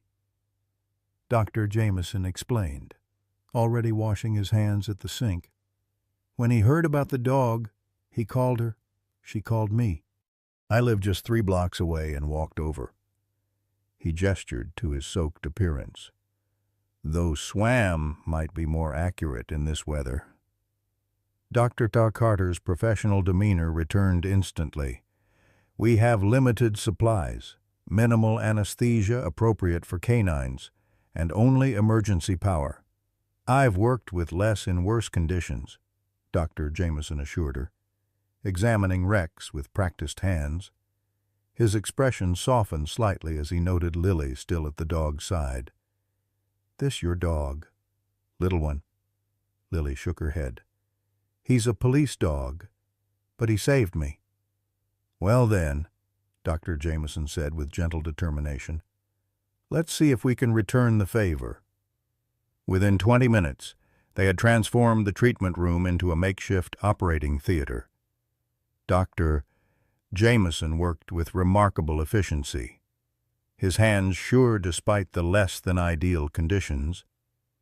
Dr. Carter assisted, following his instructions precisely while Jake waited outside with Lily, the little girl refusing to leave despite gentle suggestions that she rest. "Rex will be okay," Lily stated with such certainty that Jake didn't have the heart to qualify it with maybes or perhapses. "Dr. Jameson is very good at his job," he said instead, wincing as he shifted his injured shoulder. Agent Donovan joined them after coordinating with her team. "The storm's finally starting to ease," she reported. "We've got ambulances standing by to transport Mason and Rex to proper facilities as soon as the roads are passable. Any word on Mason's condition? Jake asked. Stable. They've weaned him off the ventilator, and he's breathing on his own, still unconscious, but his doctors are optimistic. She hesitated before adding, We've also received some interesting developments regarding Mayor Blackwood and his organization. Jake glanced meaningfully at Lily, and Agent Donovan nodded in understanding, keeping her information vague.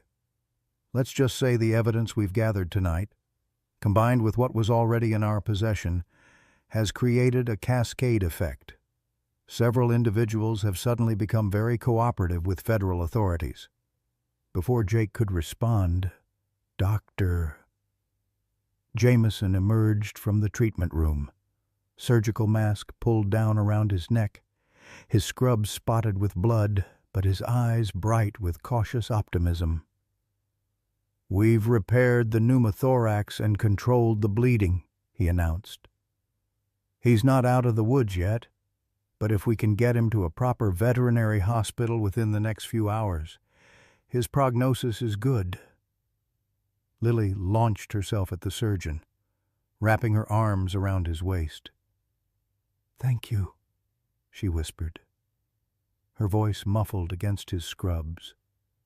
Doctor. Jameson looked startled by the display of affection, then gently patted her head. You're welcome, young lady. Your Rex is quite a fighter. Can I see him? Lily asked, looking up with pleading eyes. For just a moment. Doctor. Jameson agreed. He's still under anesthesia, but he'll know you're there. Jake followed Lily back into the treatment room, where Dr. Carter was monitoring Rex's vital signs. The German shepherd lay unconscious on the table, an oxygen mask fitted over his muzzle, various tubes and wires connecting him to monitoring equipment. Despite the clinical setting, Jake could see the gentle rise and fall of Rex's chest stronger and more regular than before. Lily approached reverently, standing on tiptoe to see. She didn't try to touch Rex this time, seeming to understand instinctively that he needed rest. But she leaned close to his ear. Good dog, she whispered. Best dog. Agent Donovan appeared at the doorway, her expression unusually animated. We just got word from our team at the hospital administrator's office, she announced. They've accessed Peterson's files, and what they found. She shook her head in disbelief. This goes way beyond municipal corruption or witness intimidation. What do you mean? Jake asked, ushering Lily back toward Dr. Carter to shield her from the conversation. Agent Donovan lowered her voice. Human trafficking, money laundering. Evidence suggests Blackwood and Peterson have been using the hospital as a hub for years. Special transfers of patients that never actually arrived at their destination facilities. Foreign nationals admitted for treatment who then disappeared into the system with new identities. Jake felt his blood run cold. My God. That's not all. Agent Donovan continued. We found a connection to another case, Dr. Abigail Carter. What? Jake glanced at Dr. Carter, who was focused on monitoring Rex's condition, seemingly unaware of their conversation. 5 years ago, she was scheduled to testify in a military contractor case. Medical supplies being stolen and sold on the black market operation in Afghanistan. Sound familiar? She mentioned knowing Mason from Afghanistan, Jake recalled.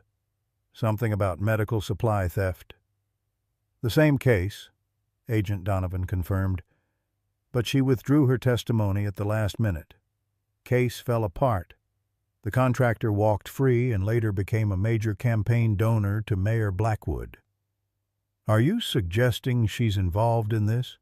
Jake asked, unable to reconcile the dedicated doctor he'd seen fighting to save lives with someone who would participate in corruption.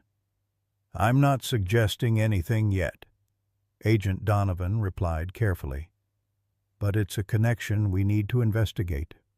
Why did she withdraw her testimony? Why is she working at this specific hospital where Blackwood's brother-in-law is administrator? And why did she break protocol to allow the dog to stay with Lily from the beginning?" The implications hung heavy in the air between them. Before Jake could respond, they were interrupted by a hospital security officer, one of the legitimate ones, now identifiable by the FBI escort accompanying him. "Agent Donovan, we've got a situation on the 3rd floor. One of the men we detained is asking to speak with you specifically. Says he has information about the bigger picture." Donovan nodded. "I'll be right there." To Jake, she added quietly, "Keep your eyes open. We're still putting the pieces together." After she departed, Jake returned to Lily and Dr. Carter, the doctor's earlier words about Afghanistan replaying in his mind. Was it possible she had some connection to all this? Her actions had saved both Mason and Rex, had protected Lily throughout the ordeal. Yet doubt, once introduced, was difficult to dismiss entirely. "How's he doing?" Jake asked, watching Rex's monitors. "Remarkably well, considering," Dr. Carter replied, making a note on a chart. "Dr. Jameson is brilliant. If Rex can maintain these vitals until we can transport him—" She was interrupted by a soft moan from the doorway. They turned to find Mason Thompson leaning heavily against the frame, dressed in a hospital gown and robe, an IV pole beside him. His face was pale but determined, his eyes fixed on his daughter. "Daddy!" Lily cried, running to him. Mason dropped painfully to one knee, gathering Lily into a fierce embrace. "My brave girl," he murmured into her hair. "I heard you talking. The nurses told me—" Dr. Kig Carter moved quickly to Mason's side. "You shouldn't be out of bed," she admonished, though her tone lacked real severity. "Your body has been through significant trauma." "Couldn't stay away once I heard what happened," Mason replied, his gaze moving to Rex's still form. "They told me he saved Lily again. And you too, Jake." Jake nodded, emotion tightening his throat. He never hesitated. Mason struggled back to his feet, one arm around Lily, the other gripping his IV pole for support. He approached Rex slowly, his face solemn with gratitude and concern. "Will he make it?" he asked Dr. Carter. "I believe so," she answered. "He's stable enough for transport once the road's clear." Mason nodded, then turned to Jake. "And I hear you weren't far behind him in the hero department. Agent Donovan filled me in on what you did." Jake shrugged his good shoulder, uncomfortable with the praise. "Just doing my job." "No," Mason said firmly. "You went well beyond the job. When I left the force, a lot of people turned their backs. But you," his voice caught, "you stood by my family when it mattered most." The moment was interrupted by Agent Donovan's return, her expression taut with new urgency. "We need to talk," she announced, gesturing for Jake to join her in the hallway. Once outside, she wasted no time. "The man who asked to speak with me was Mark Fielding, the IT specialist. He's given us access to encrypted files on Peterson's private server." She lowered her voice further. "Including a list of everyone on Blackwood's payroll within the hospital." And, Jake prompted, sensing there was more, Dr. Abigail Carter isn't just connected to all this. Agent Donovan revealed she's been working undercover for the FBI for the past 3 years. Jake blinked in surprise. What? After the Afghanistan case fell apart, she was approached by Blackwood's organization. They wanted her medical expertise for their trafficking operations, specifically keeping merchandise healthy during transport. Instead of accepting, she came to us. We've been building a case using her intelligence ever since. Does Mason know? Agent Donovan shook her head. No one knew except her handler and me. We couldn't risk exposure. The organization has tentacles everywhere, police departments, judicial system, even some federal offices. That's why I was so careful when I arrived, why I questioned her connection to Mason so thoroughly. I had to maintain her cover, even with my own team. Jake glanced back through the doorway where Dr. Carter was adjusting Rex's IV line, her movements practiced and gentle. So when she recognized Mason, it was genuine coincidence, Agent Donovan confirmed, though she suspected his whistleblowing against Blackwood might eventually connect to our investigation. When Rex discovered the listening device, she made the call to bring me in directly rather than going through hospital security or local police, because she knew they were compromised. The pieces were falling into place, and her insistence on allowing Rex to stay with Lily. Medical instinct, partly, Agent Donovan acknowledged, but also operational awareness. She's learned to trust anomalies. Things that don't fit the pattern often reveal the truth. The dog's behavior was an anomaly worth paying attention to. A commotion from the end of the hallway interrupted them, a team of FBI agents escorting a handcuffed Edwin Blackwood through the corridor. The former mayor's usual polished appearance had vanished. His clothes were rumpled, his face ashen with the realization that his empire was crumbling. He faltered when he saw Jake, recognition and hatred flashing across his features. "This isn't over," he snarled as agents urged him forward. "You have no idea how deep this goes."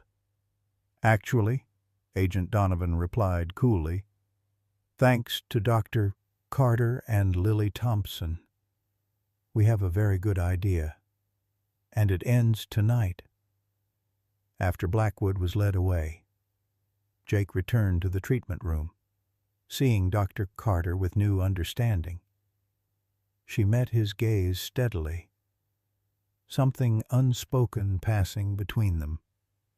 "Agent Donovan told you," she said simply. Jake nodded. 3 years undercover. That takes incredible courage." "Not as much as what Rex did tonight," she deflected, checking the dog's vitals once more. "Or what Lily did, hiding in that air duct, finding her voice again to tell us what she saw." Mason looked between them, confusion evident. "What am I missing?" Before either could respond, Rex stirred on the table, a soft whine escaping him as he began to regain consciousness. Dr. Carter moved quickly to his side, checking his responses. "He's coming around," she announced, relief evident in her voice. Pupils responsive, breathing steady. Lily pressed closer to the table, her small face alight with hope. "Rex," she called softly. The German shepherd's ears twitched at the sound of her voice, and with visible effort, he lifted his head slightly, brown eyes finding Lily's face. His tail moved weakly against the table. "Hey, buddy," Jake said, moving to scratch gently behind Rex's ears. "Take it easy." "Doctor." Jameson returned to check his patient, nodding with satisfaction at the monitors. "Textbook recovery so far. I've just received word that roads to the veterinary hospital will be passable within the hour. The medevac team is prepping for transport." As if to punctuate his words, the lights in the treatment room suddenly brightened, the main power returning as the storm finally began to abate. Outside the windows, the first hints of dawn were visible, pale light pushing back the darkness that had engulfed Springfield Memorial through the long night. Agent Donovan stepped back into the room, surveying the group with satisfaction. "We've secured the entire Blackwood organization," she announced. 17 arrests so far, including Chief Williams and 2 judges. The evidence Lily provided was the missing link proof of direct payoffs that connected all the pieces. Mason looked at his daughter with wonder and pride. "My brave Lily Bear," he murmured, drawing her close. Lily smiled up at him, then turned to Rex, who was watching her steadily despite his obvious pain. "Rex knew all along," she said simply. "He knew who the bad people were." As the first true rays of sunrise spilled through the window, illuminating the treatment room in golden light, Jake realized they had all underestimated something fundamental: the bond between a child and a dog who had saved her. The instinctive connection that had penetrated layers of deception and corruption that human systems had failed to detect. Rex had refused to leave Lily's side not just out of loyalty or protective instinct, but because he had somehow sensed the danger that continued to surround her, even in what should have been the safety of a hospital room. His persistence had unraveled a conspiracy that stretched from the mayor's office to the hospital boardroom, from police headquarters to the judicial chambers. And in doing so, he had given Lily back her voice, a voice that would now ensure justice for countless others who had suffered under Blackwood's corrupt regime. 3 months later, the Thompson home buzzed with activity as afternoon sunlight streamed through freshly washed windows. The modest 2-story house on Maple Street had become something of a local landmark since the events at Springfield Memorial Hospital, though Mason had politely but firmly declined the numerous interview requests from national media outlets. Today, however, was different. A private celebration marking milestones that meant everything to the small family and nothing to the sensation-seeking press. Rex lay sprawled across the living room rug, his shiny coat reflecting good health and careful grooming. The surgical scars along his side had healed well, now barely visible beneath his thick fur. At the sound of Lily's footsteps on the stairs, his ears perked up immediately, and he rose to greet her with the enthusiastic tail wag that engaged his entire body. "Rex!" Lily laughed as the German shepherd pressed against her legs, accepting her hugs with dignified patience. At 9 years old now, her birthday had passed during their recovery. Lily Thompson bore little resemblance to the silent, traumatized child of 3 months ago. Her blonde hair was neatly braided, her eyes bright with the resilience that children somehow manage to find even after the darkest experiences. "Don't get your dress wrinkled before everyone arrives," Mason cautioned. Emerging from the kitchen with a tray of lemonade glasses, he moved more carefully than before the accident, occasional winces betraying the lingering effects of his injuries. But the haunted look that had shadowed his eyes for years had finally lifted. "When is Dr. Carter coming?" Lily asked, straightening her blue summer dress before dropping to the floor beside Rex, who immediately laid his head in her lap with a contented sigh. "Any minute now," Mason replied, checking his watch with a smile that Lily didn't miss. The relationship between her father and Dr.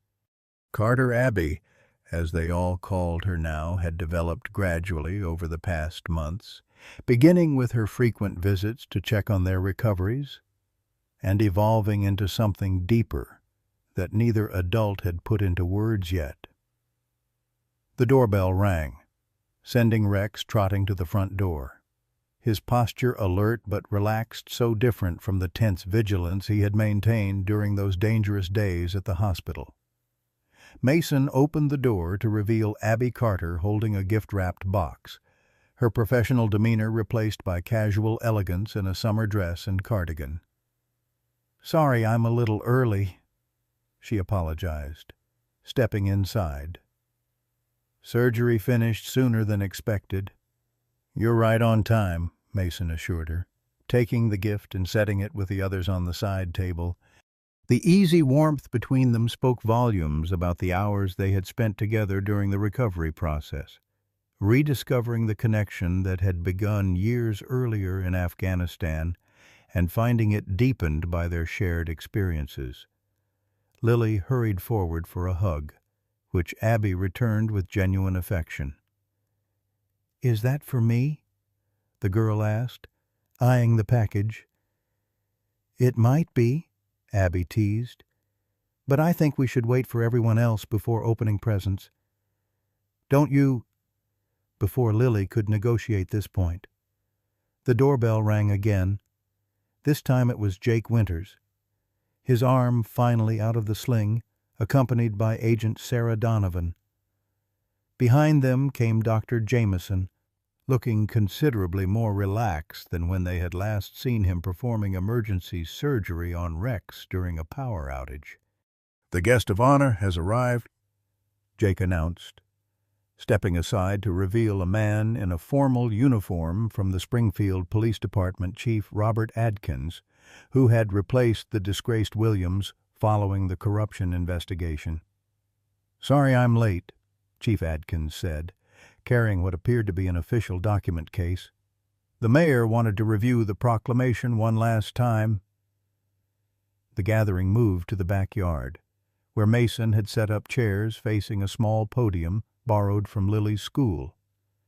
Rex positioned himself beside Lily's chair, his posture suggesting he understood the significance of the occasion. Chief Adkins opened the ceremony with appropriate formality. 3 months ago, our community was shocked to discover the extent of corruption that had infiltrated our institutions.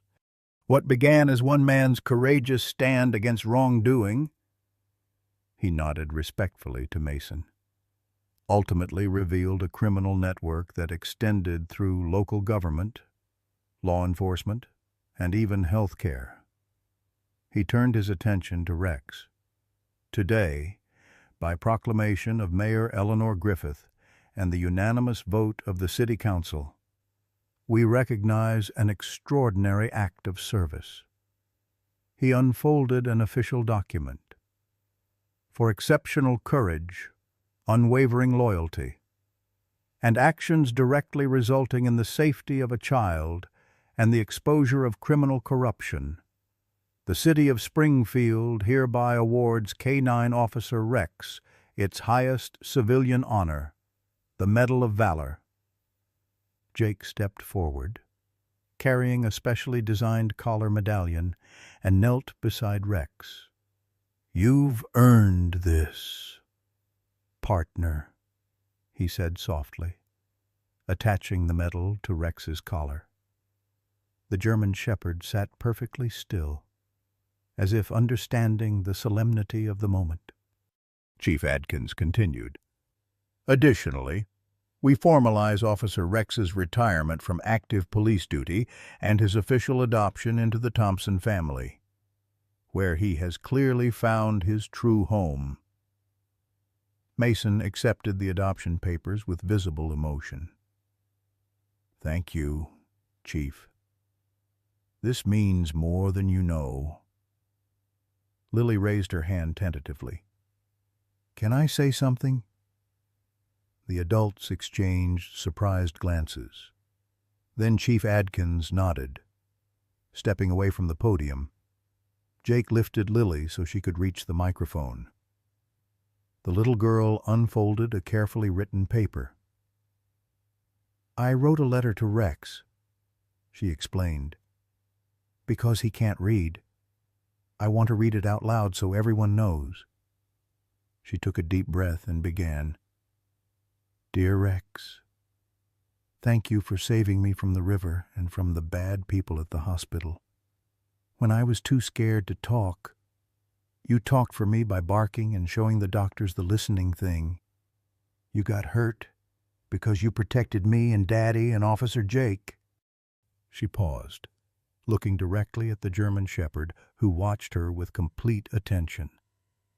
"The doctors said you have super good hearing and smell, but I think you have a super good heart too. You knew who was good and who was bad when nobody else did. Daddy says sometimes angels come in different shapes. I think some have 4 paws and a tail. You're my angel. Rex, I love you forever. Your friend, Lily." There wasn't a dry eye in the gathering as Lily carefully folded her letter and returned to her seat. Rex immediately moved to her side, resting his head on her lap as she stroked his ears. The celebration continued with cake and gifts, the conversation flowing easily among people who had been strangers 3 months earlier, but were now bound by shared experience. Agent Donovan provided updates on the ongoing federal investigation, 23 convictions so far, with Edwin Blackwood facing multiple life sentences for crimes ranging from corruption to human trafficking. "The case has led to investigations in 3 other states," she explained. "Similar operations using medical facilities as cover. We've identified and rescued 16 trafficking victims so far." Dr. Jameson proudly showed photos of the new veterinary trauma center being established at Springfield Memorial, funded by donations that had poured in after Rex's story became public. "We'll be able to provide emergency care for police and service animals throughout the region," he explained. "Rex's legacy." As evening approached, the gathering moved inside. Jake and Agent Donovan said their goodbyes, with promises to visit again soon.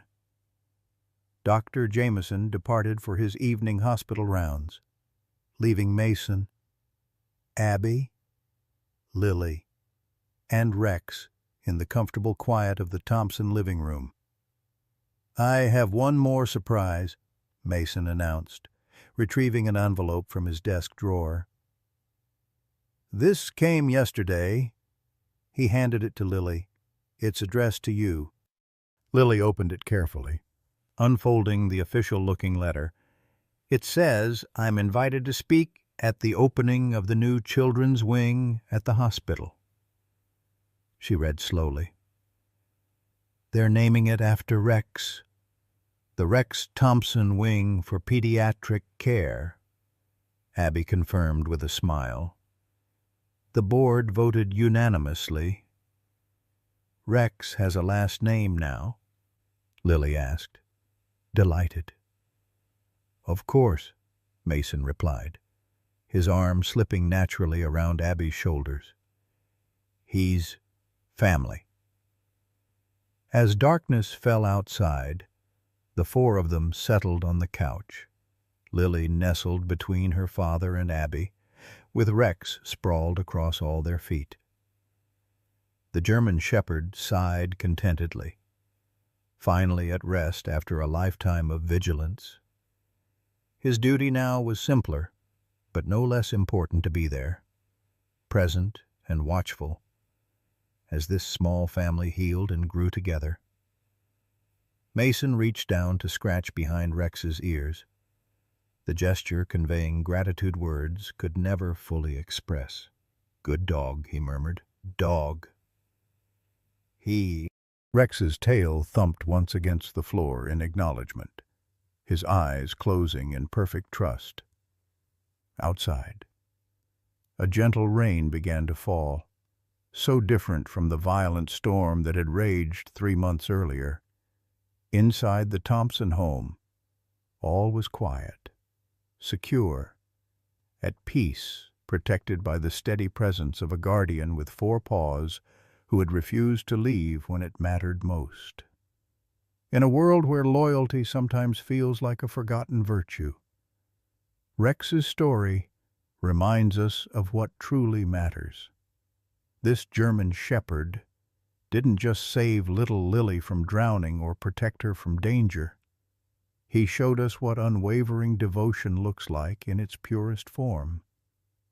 For those of us who remember when a handshake meant something, and when neighbors looked out for each other without hesitation, Rex embodies those timeless values we cherish. His instinct to protect the innocent, his ability to sense deception when human systems failed, and his willingness to sacrifice himself without question speak to the qualities we've tried to instill in our children and grandchildren. Perhaps what touches our hearts most deeply is how Rex gave Lily back her voice when trauma had silenced her, much like how our own children and grandchildren give purpose to our later years. In a time when technology often separates us and institutions sometimes betray our trust, Rex reminds us that the simplest connection between a child and her 4-legged guardian can still cut through corruption, overcome evil, and heal broken hearts. Some angels do indeed have 4 paws, and they teach us that true protection comes from love without conditions.